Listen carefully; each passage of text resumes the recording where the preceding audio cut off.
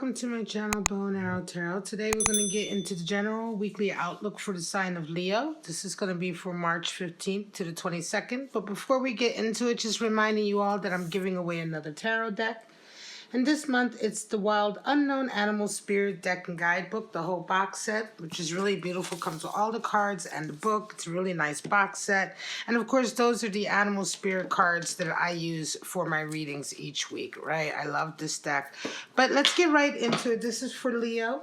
So, before I go on, in order to be in the winning, to win the Animal Spirit deck, all you have to do is be subscribed and leave me a comment letting me know that you're interested in the drawing. All right, let's go ahead and get on with your romance angel messages for the week for lovely Leo. All right, just to see what the angels have to say. This is again for March 15th. Ooh. March 15th to the 22nd. We'll see if that comes back around, that card. See, did you see it? Separation. We'll see. All right, Leo, let's pull out your angel messages. All right, guys. So, straight out, we have, it is safe for you to love, Leo. Okay, we have pay attention to red flags. All right, paying attention. And we have healing family issues. All right, so interesting. A lot of healing going on this week. This has been a sort of common theme for a lot of the readings in my weekly anyway. Healing, forgiving, and learning, getting over sort of the past, right? A lot of healing, spirit animals, etc. coming in. So let's just see. What animal spirits are resonating with you this week, Leo? Okay. Just see. And of course, animal spirits can come in a number of ways. They can be energies that are becoming available to you, that are starting to increase within you, or individuals that you may be dealing with that resonate with a certain animal spirit. Whatever the case is, just take it as it comes to you, Leo. You know, if it doesn't resonate with your life or your experiences, then it's just not for you, right? That's fine. All right. Straight out, we have for you the Lion. Strong fire energy, Leo.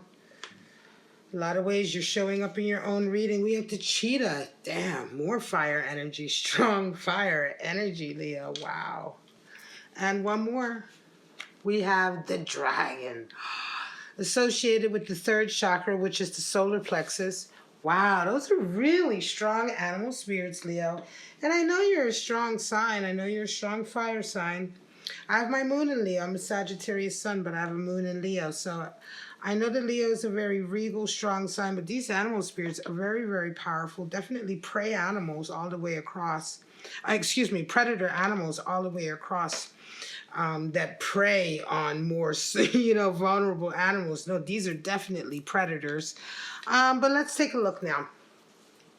The Lion is one of the fire animal spirits, and this is a very, very strong sort of animal spirit for having a purpose in one's life, a vision, wanting to only pay attention to things that it's going to help it master itself. The Lion is all about self-mastery. So it really has no time for anything that's not going to work towards that end, right? The Lion of course, the Lion is associated with being very regal, very proud and dignified, very strong. But some people assume that this is also a sense of haughtiness or snobbiness or unapproachable, being inaccessible or unapproachable, right? Like you can't approach a lion because they're too sort of full of themselves, right?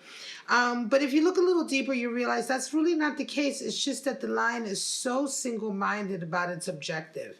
And it just doesn't want to waste any energy on any sort of interaction or experience or connection that's not going to help it master who it is. So this is a very strong animal spirit for having a certain kind of destiny, right?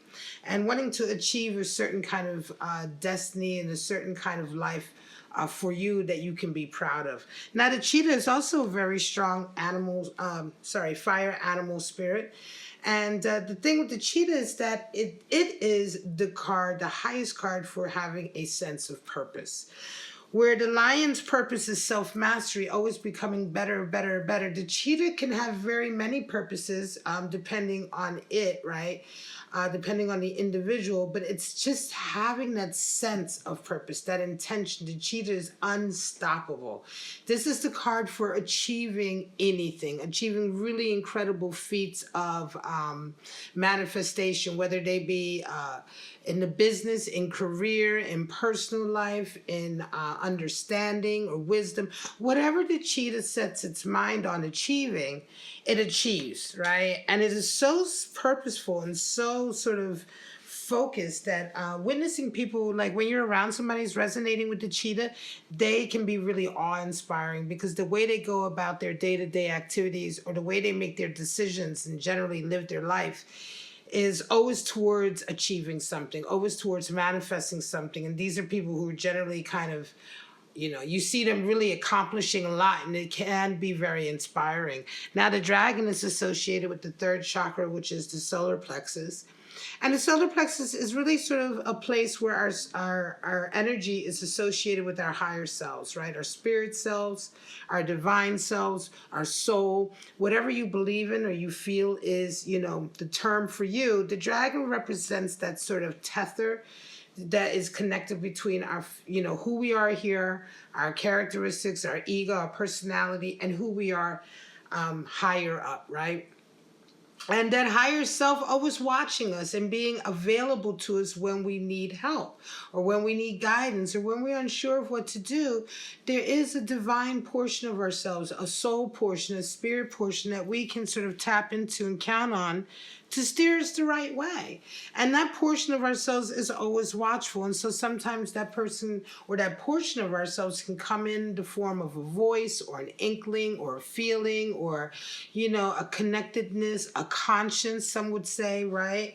It's always watching. And so it's important to be open for that. It's important to keep that chakra open and keep that connection open, so that any decisions you're making, you're always making with that in mind, right? You're being true to yourself. You're being true to who you really are deep down inside and on a higher level, right? And so in this way, the dragon eye is always watching, always ready to assist and to guide you from your soul center. You know what I mean? All right, let's get your spread out, Leo. We're going to see what spreads you have for this week. We're going to pull out 3 of them there. They are intended to be separate from each other. So take it as it comes to you, right? You may only resonate with one of these readings or a portion of one, and that's fine. Very strong animal spirits, strong romance messages. Let's get into it. Leo, King of Swords, 2 of Swords, and you have 3 of Cups. Wow. So some of you are coming into this week really having taken over planning of a particular issue. You may have been put in authority about making plans or strategies about something. The King of Swords is the one who comes up with all of the sort of ideas, right? He's the idea man, he's the logical man, he's the planner, he's the strategist, right? He's the one who's going to have that strategic conversation with someone. He's also the rule maker and the disciplinarian, right? So it could be that you've been put in that position, or you are in that position in some place in your life. And this week you're coming across certain events that are causing you like an impossible decision. And that feeling of, not being able to choose. Like, why should I give both of these options up? Or why do I have to give one of these options up? I need both of them in my life. The thing with 2 of Swords is that it's really about finding a balance. And so you may have to be thinking more in terms of that way, instead of, right now fixating on this sort of seemingly impossible decision or position that you're in, trying to find a more harmonious and balancing way to get through this. By the end of the week, you realize what you need. You probably will need some friends. You probably will need to be spending time with people that you trust, that you have a bond and some loyalty with, to show you how to move forward. 3 of Cups generally indicates like celebrating with friends, going out with friends, having drinks, you know what I mean? Having that bonding process. It can also be a card to remind you that friends are necessary and that you need to lean on your friends sometimes when you aren't sure which way to move forward, right? So you may be trying to heal family issues, or you may be trying to do something quite difficult, and you just need them to help you with this difficult decision. And friends generally will help you find a balance, I think, right? If you have good, healthy friendships with people, those are the ones that you want to seek out with this particular situation, because you are being with this King of Swords, it indicates to me, Leo, that you're the one who is being required to make a decision of some sorts of authority, and you just want to make sure you're making the right decision. So as at the end of the week, don't forget or don't feel bad or worry about sort of this reminder that friends can be very, very helpful. We have the Emperor coming in. Interesting. Didn't we just have King of Swords, the Emperor, Lovers, and Two of Cups? Wow. So some of you are coming into this week resonating with Emperor energy. Now, Emperor, of course, is the card for Aries. It's the Divine Masculine. Lovers is the card for Gemini, but that's neither here nor there. It's just interesting, Leo, because you're coming into this week, some of you with this... again, another authoritative sort of position, right? But here I think it's more like you are like the patriarch of a family, or you may be taking the dominant position in a love connection or a relationship. You do come into this week and you come across this Lover's energy, and that's a feeling of you really connecting with someone.